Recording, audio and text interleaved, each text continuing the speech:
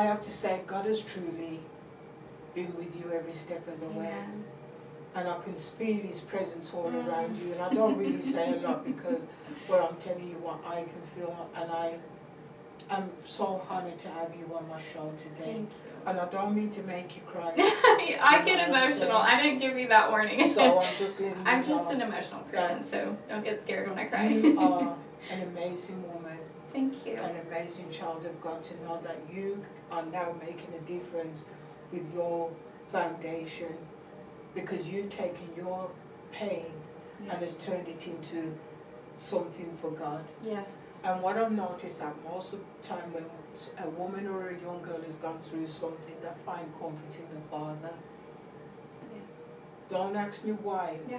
But when you think that we're supposed to be far away from Him, that's when we come to Him the closest. Absolutely. That's a huge part of my story.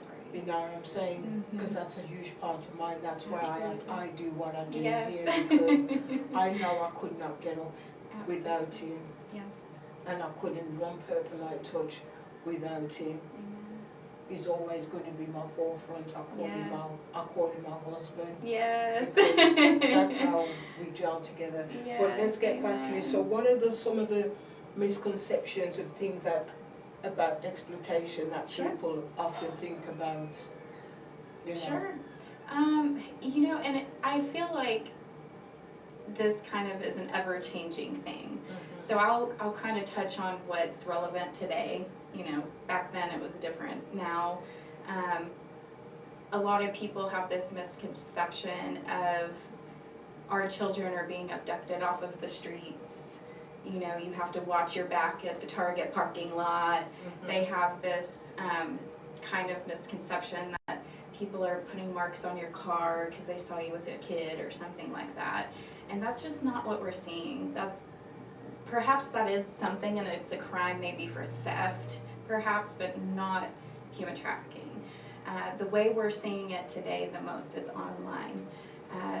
If your child has a device, even if you're, say, a woman who's vulnerable and you have a device and you're on dating apps and such like that, Facebook, Snapchat, Instagram, and for youth, we're looking at Roblox, Minecraft, any type of platform where these children can be directly messaged.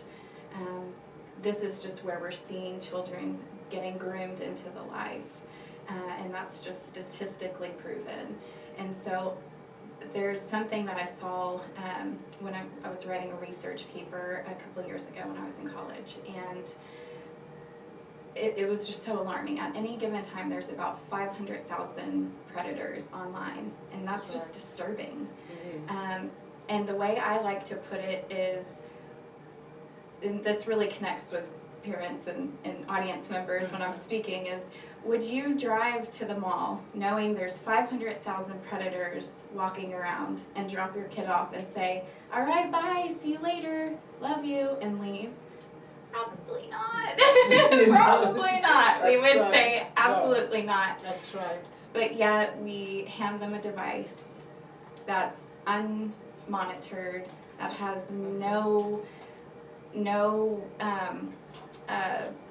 oversight, however you want to put it. It's just the reality. I've been there as a parent myself, been through all of this, and had to learn this during my time that I've been in the movement. But I feel like that's the biggest misconception. Nowadays, they're safer playing outside than they are being on their device. And so I feel like that's the biggest one that hits home and kind of turns on the light bulb in people's minds. And because you hear about all this catfishing, because a few years back someone I knew was around me, and they wanted me to take them to meet this guy. And they says, oh, we're just going to watch Netflix. I didn't know nothing about Netflix because I don't watch Netflix, right? Okay. And then I started to hear about pizza and Netflix, and I turned around and told the person, you are not going anywhere, you are staying right here. Right. You know what I'm saying? And I says, if that person wants to come, tell them to come to where I am. I said, or tell that person, show me their picture because I want to see who that person was. the person was a little bit upset, but I really Sure. don't care. No, Because I don't know where I'm going to send this person to. exactly. And that person was like in my care. So, by the grace of God, hopefully I fall something that could have been Absolutely. a danger. But a lot of parents out there just think, oh, it's just harmless. I have children that, like I've had people that's come in and says, oh, I went to a sleepover. And those are some dangerous things as well. Sending your child to, for a It's a sleepover. huge part of my and you story. Huge and part of my story. You see what I'm saying? Uh-huh. And you think, oh well, you know this person because they're in the church, or they're this person and they ain't gonna do nothing to my child. Right. Those things are things that parents need to know. Absolutely. That child wants a sleepover, child can sleep over in the other bedroom. Sure. They don't need to go Right. to somebody else's house Right, absolutely. and ruin their life. It's true. And I'll back up, so kind of the other thing that made me vulnerable, prior to my parents divorcing, I was molested multiple times. And this was by other girls close to my age. And this was at sleepovers. This was me going over to their house, being exposed to things that I wouldn't be exposed to otherwise at my own home. Everything I was exposed to was at other people's homes. It was never in my own home. There was one thing, I think my brother, sorry brother if you're watching, somebody in my home, I'll put it that way, uploaded pornography on LimeWire. I don't know if you remember that program. Way back when, that's where we got music, where we would burn it onto a CD. Okay. So this was a program like that. I was probably 7, 8 years old, just clicking through. Something pops up, and then that was my first exposure to pornography. I actually ended up becoming an addict because of that exposure. So that's another thing I talk heavily about. But aside from that, what people don't maybe want to look at or face, or they see it as taboo still, is that reality of sleepovers and that other children can hurt other children. It's not gonna always be an adult harming the child. That's right. And molestation is molestation. You know, being violated is being violated, doesn't matter what age that person is. That's right. So you do presentations and workshops. Yes. So where do you do your presentations and workshops? Sure. So typically what I've done thus far is just I've been invited to come into various environments and places to conduct online safety workshops. Those are the ones I've done so far. I'm kind of wanting to venture off into other areas of teaching people. I've done some work for MISD, Mansfield School District. Okay. That's where I live, so that's kind of my community, my region that I've had a lot of reach. I've went and spoke at several Rotary clubs. I've done some things for the Kiwanis, or the Kiwanis. I always mess up that word. I'm sorry. It's okay, you're not the only one. I'm like, I can't say it. I'm the biggest word misser. Okay, so you don't have to Me worry too. about I've that. got that twang and it's like whatever.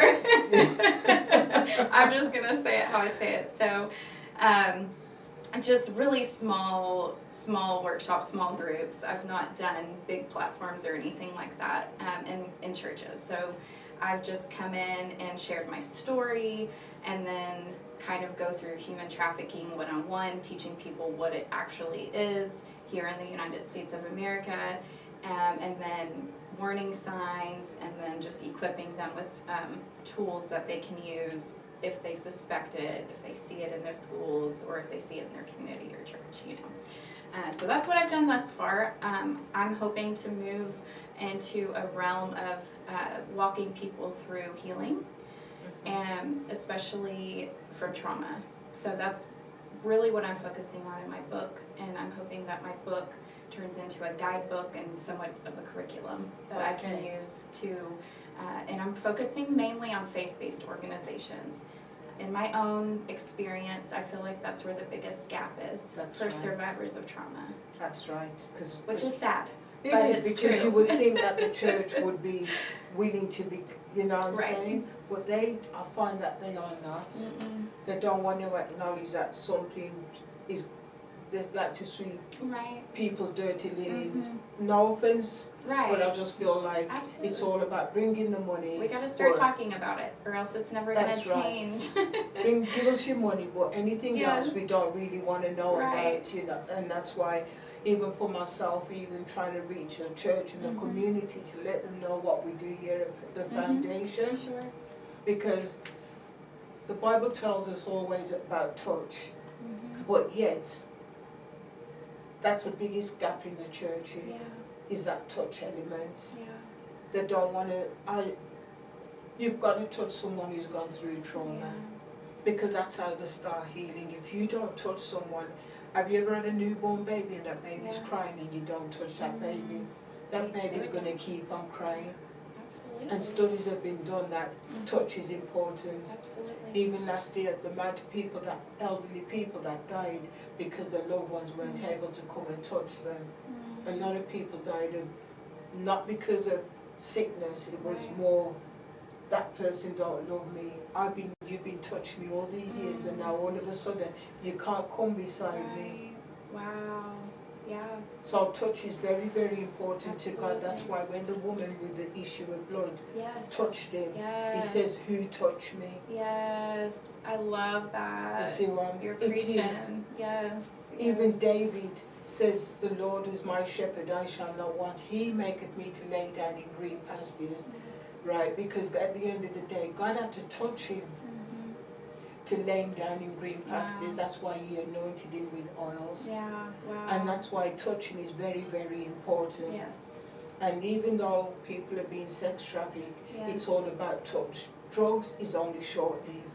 Touching Right. someone and getting that physical touch, whether Yeah. it's from an 8-year-old or whether it's from an 18-year-old, Right. it's all about touch. It's about that euphorium that you get when you touch something that is forbidden. Yeah. That's true. You know what I mean? And so Yes. that's why I know I've been trying to get you on the show for some time, why I need you to explain a lot about Yes. what you're doing in your organization, because a lot of people don't know there's organizations around the DFW area. Right. They just think it's always in Austin or Sure. somewhere, Sure. The big places. the big places, but never in their local community. Right. Because Absolutely. like if I didn't know that you had gone through that trauma, I wouldn't know. Right. Right. So how can other people reach you to talk to Sure. you about what you're doing Sure. in your foundation? If somebody wanted to say, okay, I need you to come to my school, Sure. how would they reach you? Is there an email, phone number, something? Yes, that can so reach I you don't on? have a business phone number yet, but the best way to reach me is going to be either through my website, which is mosesmovement.com, Mhm. and movement is abbreviated, so it's just mvmt.com, so mosesmvmt.com, or they can contact me on my email address, which is athorne@mosesmovement, spelled the same way.com. Okay. I'm also on social media. I'm very active on there. That's where I spend most of my time advertising and marketing, Okay. and I feel like that's the best way to reach me, to be honest with you. That's how you were able to contact me. That's where I'm at most of the time. So I do have a business page called Moses Movement. It has my logo on there. I don't have, once you're on the feed, you can see my face, but I don't really have any indicator otherwise. But it's Moses Movement spelled out. And then my personal page. So let me ask you a question. Why did you call it Moses Movement? Yes, I love this story. So when I let me back up a little bit. So I didn't come to the realization I was a survivor until 2020. I've been on this healing journey only for 3 years. I specifically for this issue. I started my walk with the Lord in 2018. And Okay. he's so gracious and kind. He's such a gentleman. I love that you call him your husband. I don't quite say husband, but I do call him my partner. Yeah. He's my intimate partner, and I love him so much. Why I call him a husband is because, you know, sometimes we argue like an old married Oh couple. yeah, girl, that is the truth. Because we argue. Just today. I have been walking through that a little bit this week. I'm like, really? Okay, yes, we have very real talks. But so that's what I love that, and I do. Anytime I'm talking with women, I especially single women, I'm like, he is your partner, he's your husband. Like, if you're lonely, go to him. He's the best partner ever. but so whenever I was walking with the Lord prior to this realization, so I already had a really close relationship. I believe in the prophetic. I know the Lord is speaking always, and he started speaking to me shortly after I came to the realization, and that happened when I watched the Epstein docuseries on Netflix. Okay. I was listening to the women's testimony, and I was on about episode 2 when I started going, hold on a minute, like, these stories sound really familiar. I've heard, like, I've walked through this before. This has happened to me. And I was already in the space advocating for survivors, so I knew I was there for a reason. I didn't know why entirely until I saw their testimonies, and then I made that connection. And so when that all started coming to fruition and I walked through the valley, I will tell you after that, because I'm like, oh my gosh, I can't believe this all happened to me. And it wasn't all my fault.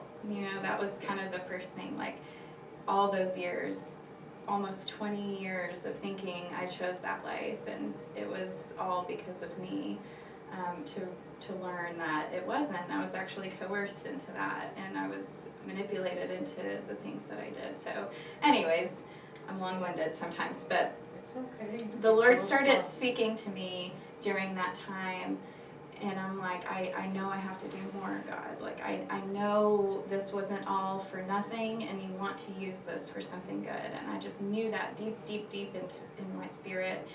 And I was taking a shower one night, and he just dropped Moses in my head, and I'm like, oh, Moses, okay. Like, that story makes sense. That's very applicable.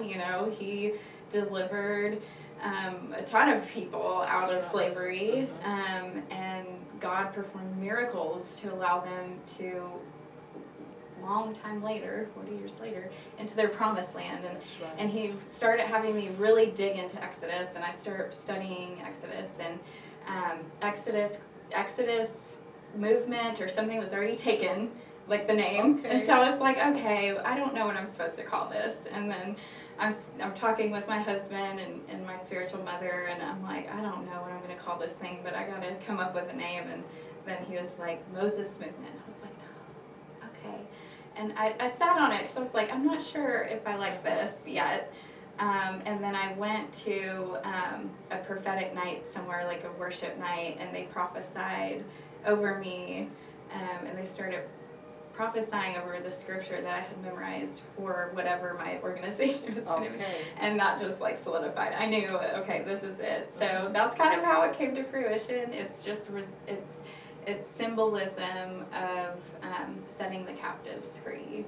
Okay. And I just feel called to do that. I feel that perhaps I'm not carrying the full mantle of Moses, but I do feel the anointing on my life. And I know that he's going to use my story to set many captives free. Yes. And I am just honored and humbled that I get the opportunity to do that, one person at a time. At a time, that's right. Yes.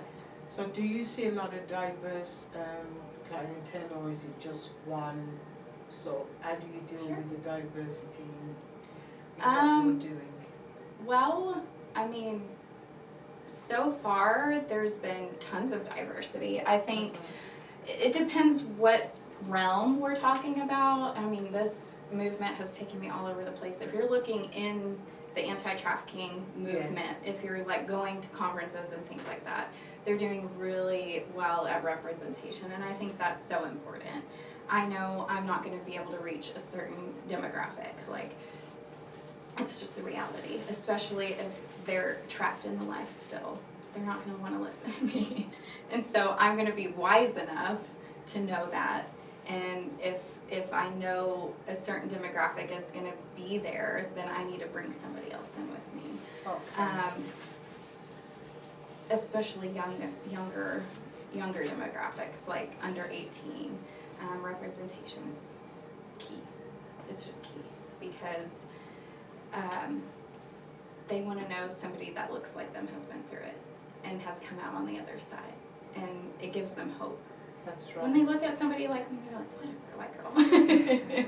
Let's just be real. It's not, and it might not be whatever white girl. Sure. It's because you don't look like what you've Sure, gone through. absolutely. And so it's the reality.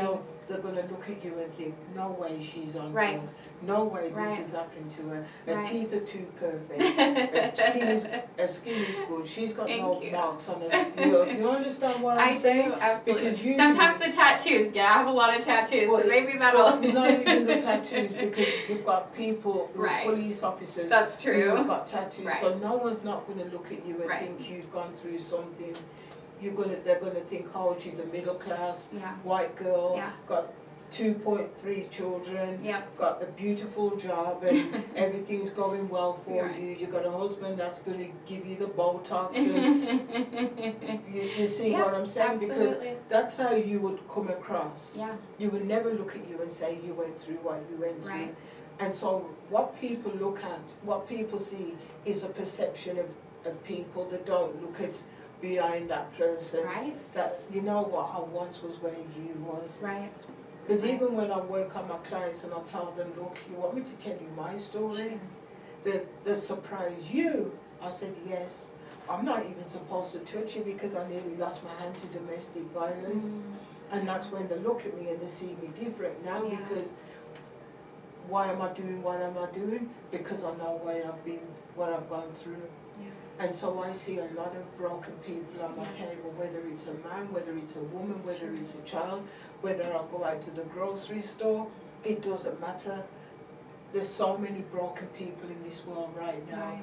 and they're looking and grasping for something, but they don't know what they're grasping Right. for. Agreed.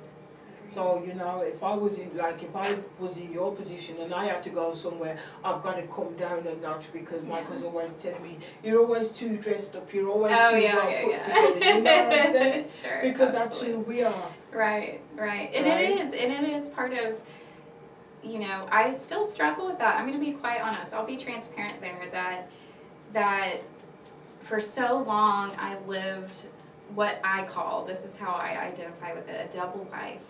And it's like I didn't want to show people that person. And I did everything in my power to cover it up.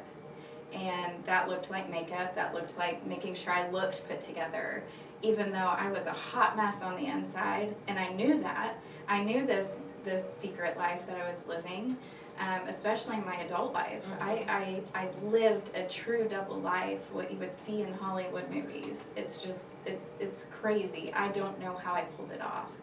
I look at pictures now and I'm like, how did they not see it? But it's just because I knew. Yeah. So I really resonate with that.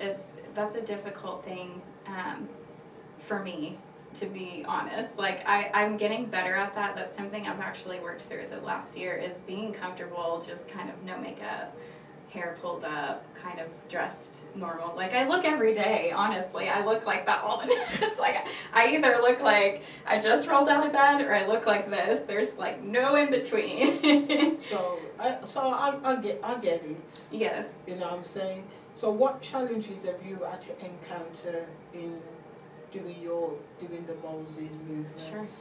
Lots of challenges.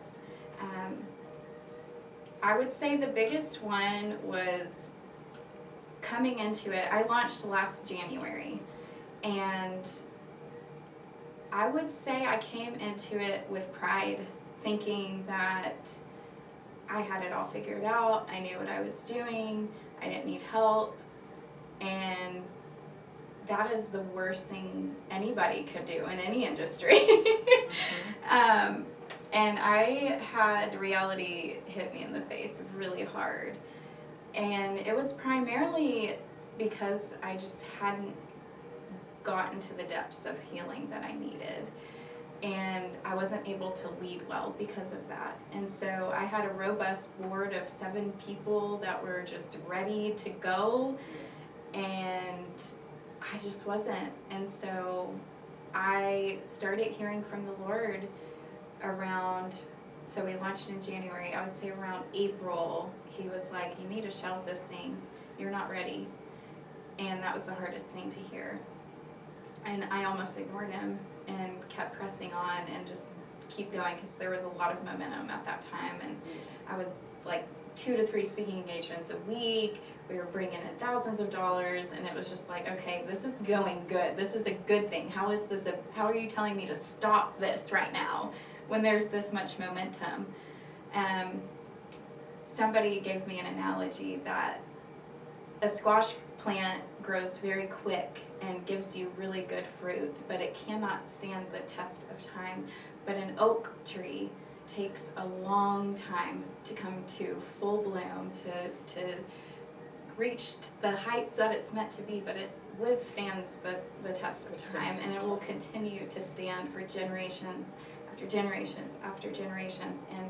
And she was like, Moses Movement's meant to be the oak tree, not the squash plant. Remember, it took 40 years on a short. Absolutely, exactly, exactly. So that's why you got it, you know what I mean?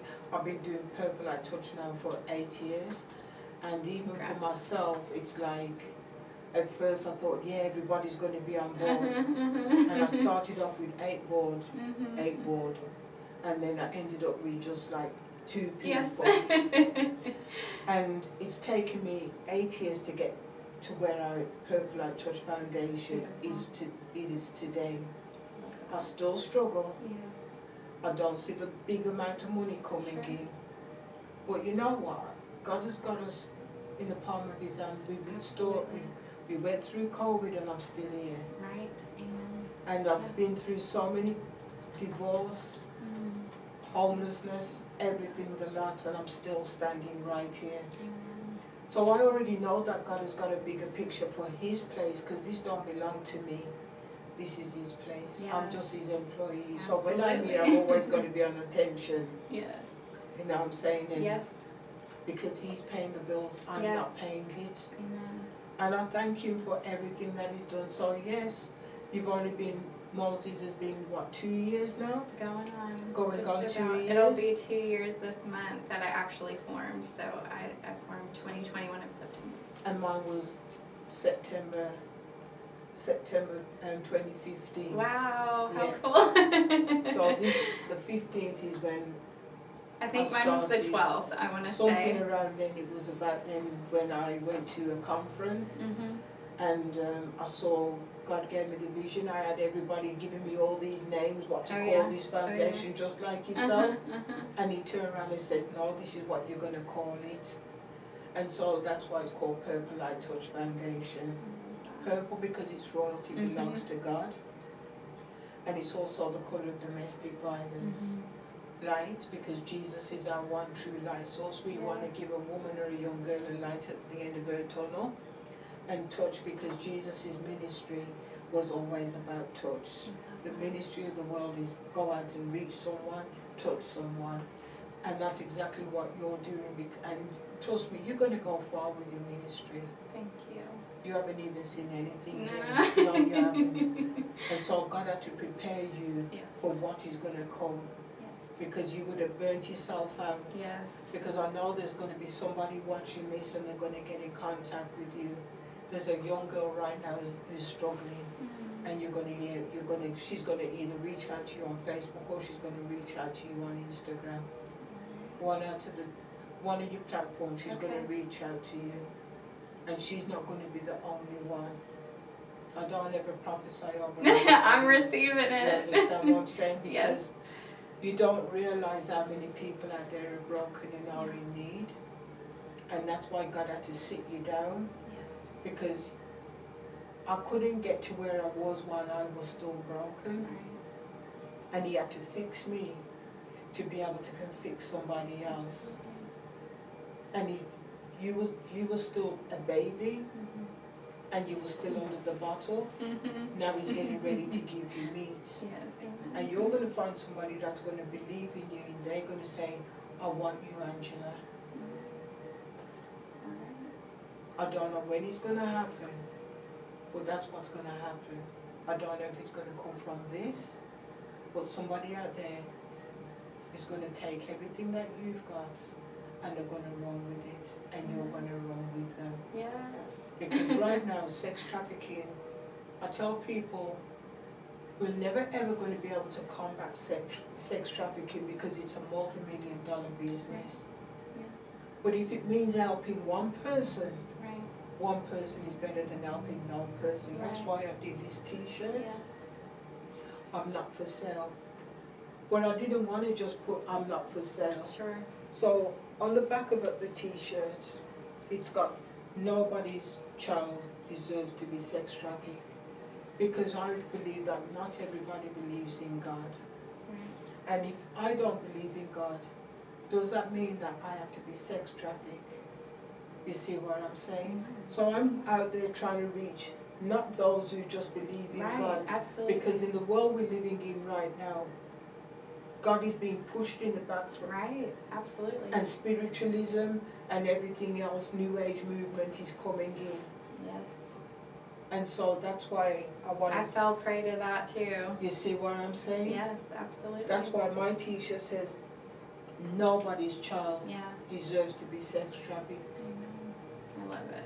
And so these are t-shirts that we sell here at Purple Eye Touch, including this one, Silence Eye Violence.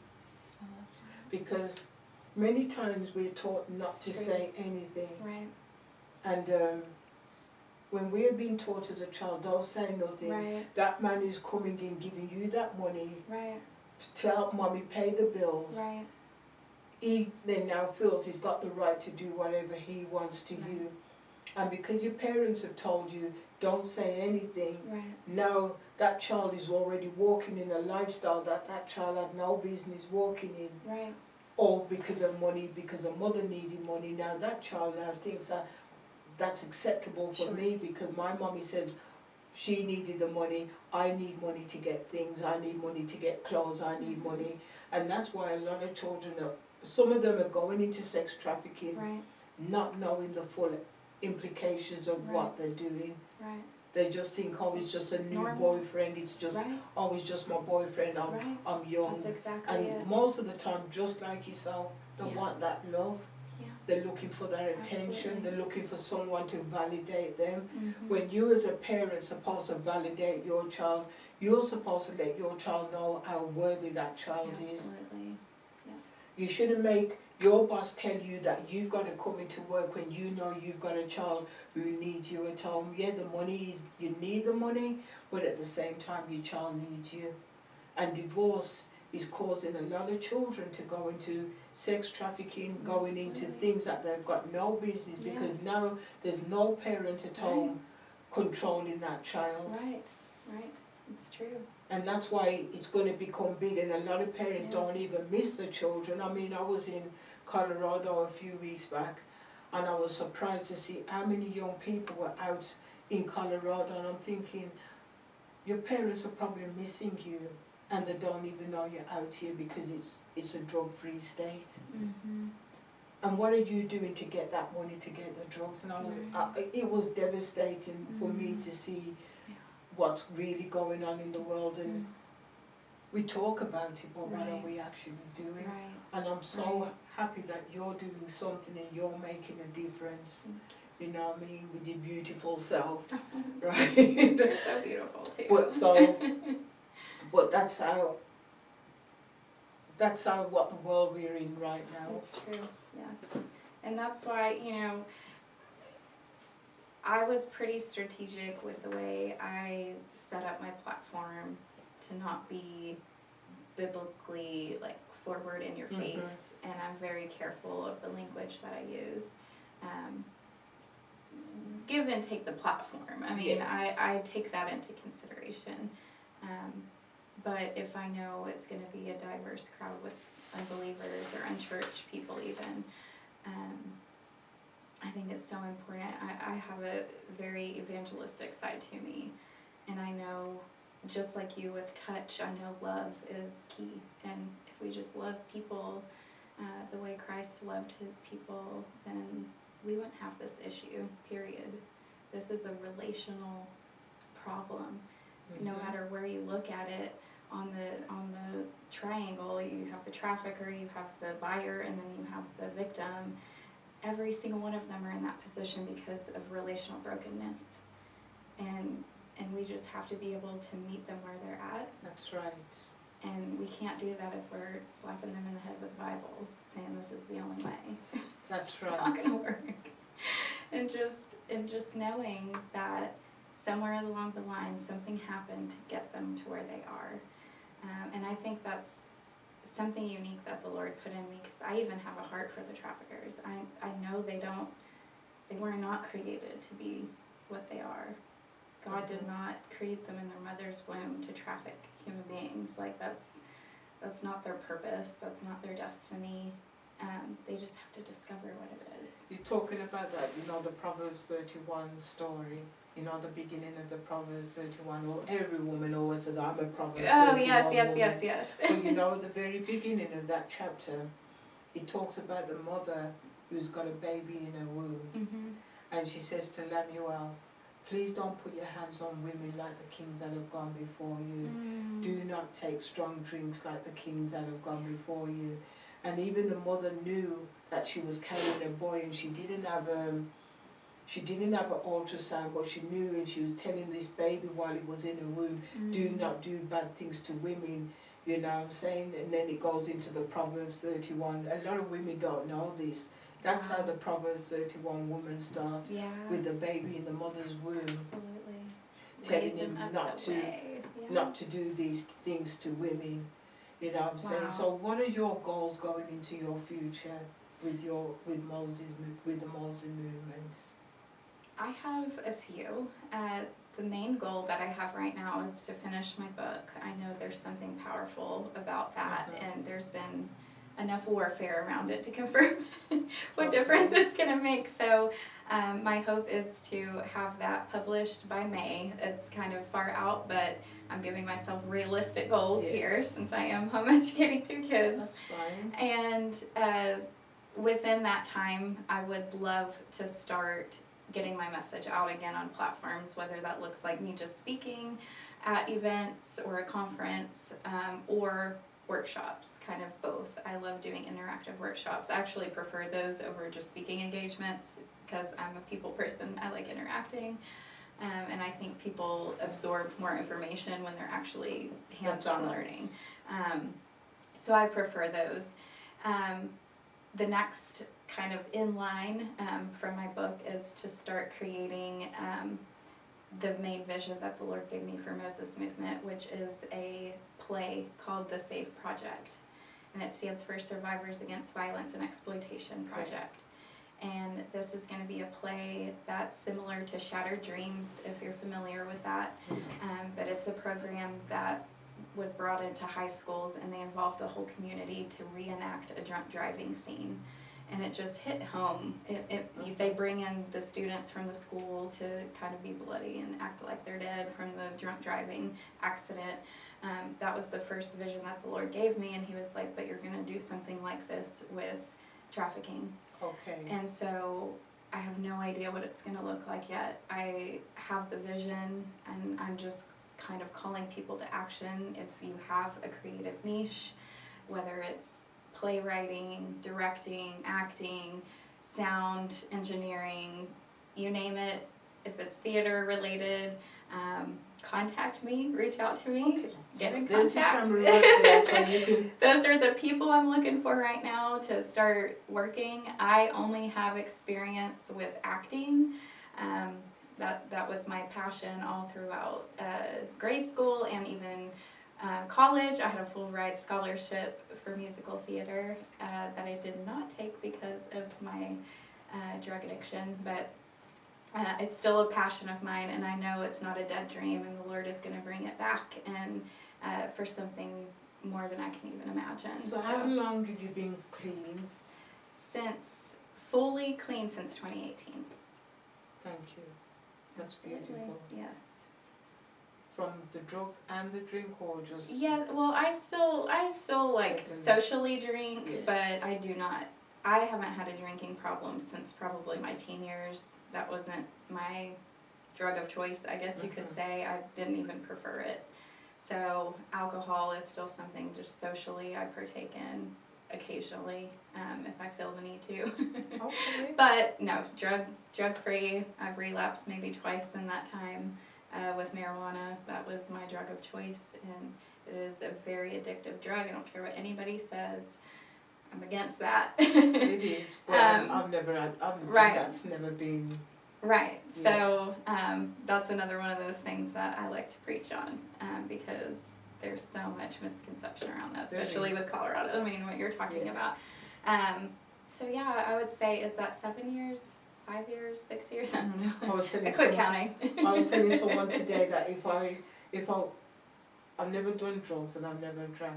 That's never been something I've done. Sure. But I've been around people that I've had to get the bag of weed and put it together, you know. Sure, yeah. And I was saying, you know, if I'd have gone down that road, I would probably be a millionaire by now. Yeah. Because I know I wouldn't be smoking or taking taking your own stuff. Yeah, and I wouldn't be a millionaire because I used to be so good. I could put it in the bag, and without weighing it, and I knew it was always going to be spot on. Everything that I do is always, you know what I mean? I pride myself in everything that I do. Sure. But I never ever felt the need to smoke. Yeah.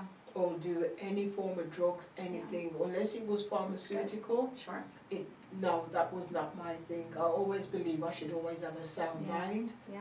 So I was already being beaten enough, and so I had to make sure I wasn't taking drugs on top of being beaten, that it was masking. So I remember everything that I went through. Wow. And mine started at the age of 15, 16 when I had my first child at 16 years old, pregnant at 15, had my first child at 16. But I know being bullied at school and going through the traumas of school, I could have probably, if sex trafficking was like how it is now, nowadays it was called prostitution and pimps. I mean, that's very much alive that's and what well it is. now, yes. You understand what I'm saying? But now they've upped the ante to younger children. And I know we're running out of time, and they talk about you've got the pizzas, when you see, it's weird because even having the pizzas on, when people are ordering pizzas, they should automatically know something's up because of the code. Yeah. You know what I mean? What pepperoni means, what does whatever meat means. Oh, I don't want this, because it's a code to tell people, I want a young girl. Yeah. I want a young boy. This is an age group, I want extra because they're asking for a younger child. But people don't know all these things. Right.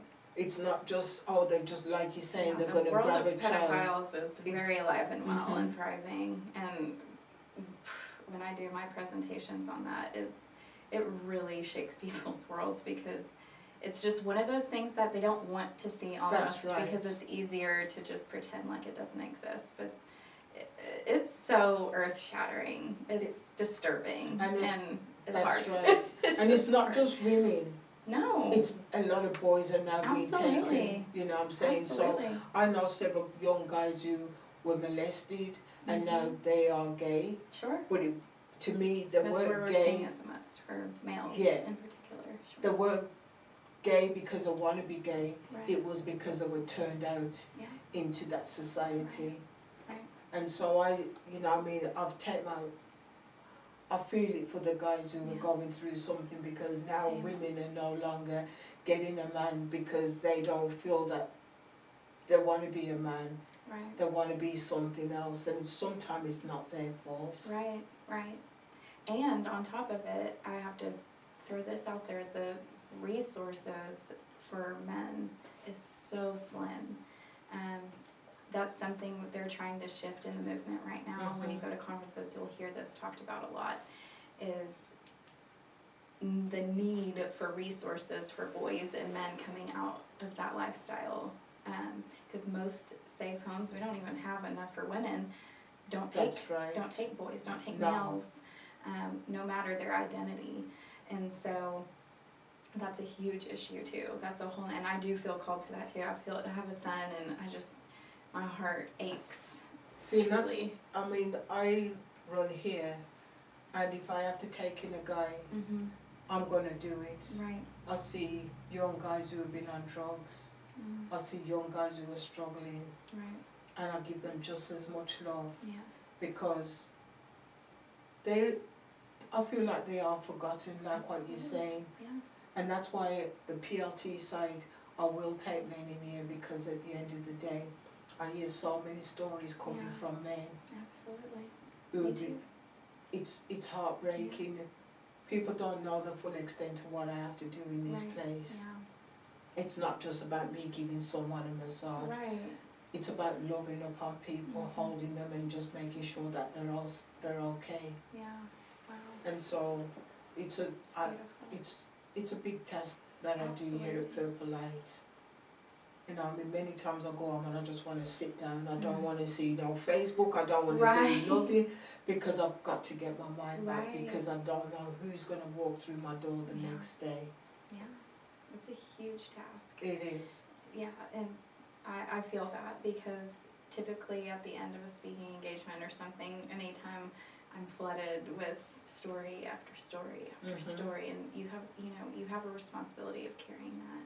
You know, I've learned to pray, to release it, and hand it off and surrender it to the Lord when I'm done, because it's not mine to carry. He doesn't want us to carry. That's why as soon as I and learning about soul ties and cutting those and just being like. That's right. So when I come out of a massage, once I go in, I step out, and I tell my clients, thank you for allowing me to serve you today. I'll go and wash my hands, because I feel like when I wash my hands, I'm washing, because somebody else is going to come in, and I've got to make sure I don't transfer whatever from one to another. So keeping my hands clean at all times is something that I find very important for myself. So before we leave, I'm going to ask you one last question. I know we've gone over our time. Janice, has anybody asked any questions? Or No, ma'am. okay. So before we leave, I'm going to ask you one last question. What does Don't Believe the Hype mean to you? I've thought about this. It's been in the back of my mind. I think the main thing I have to say is, don't believe the hype of success on social media. I don't know why, because it really has nothing to do with my message. But I think it's so important, especially for the young people out there, if you're watching it now or later, to understand that that is not a real world on social media.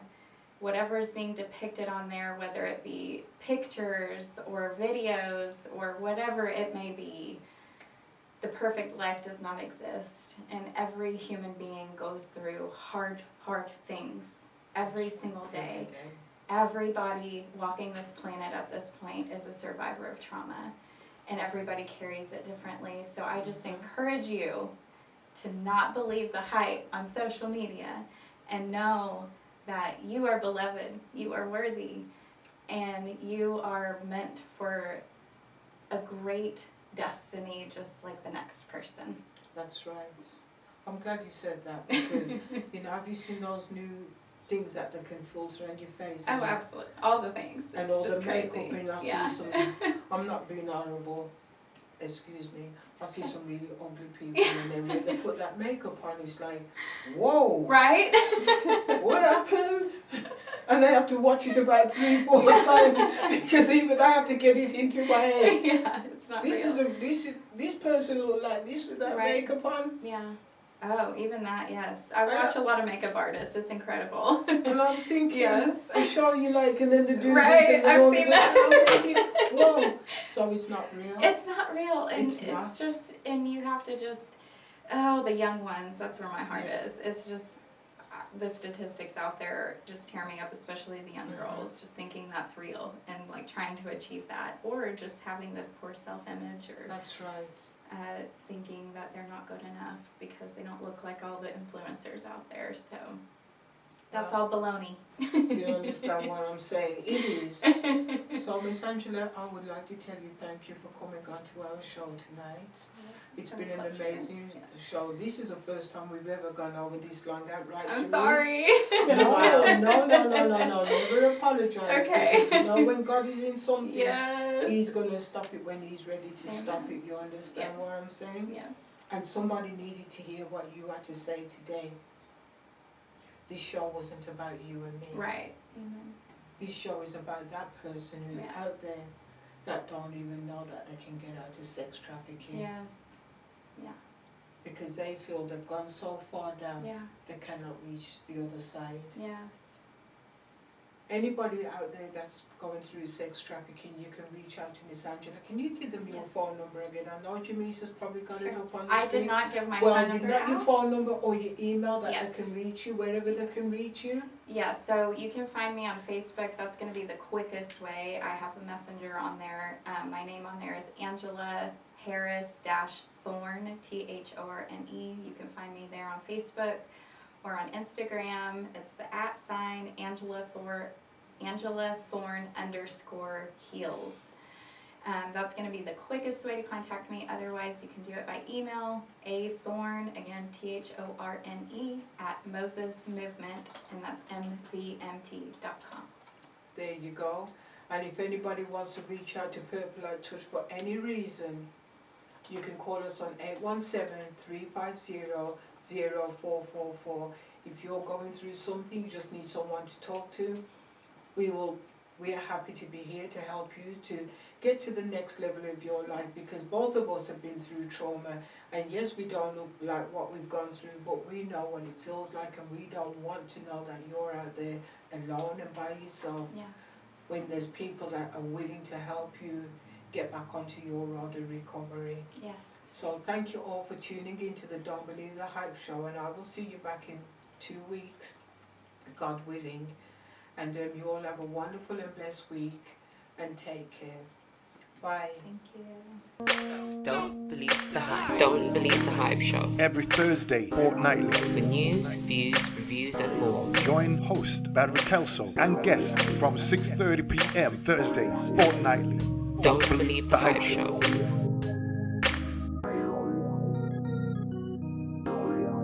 Don't believe the hype.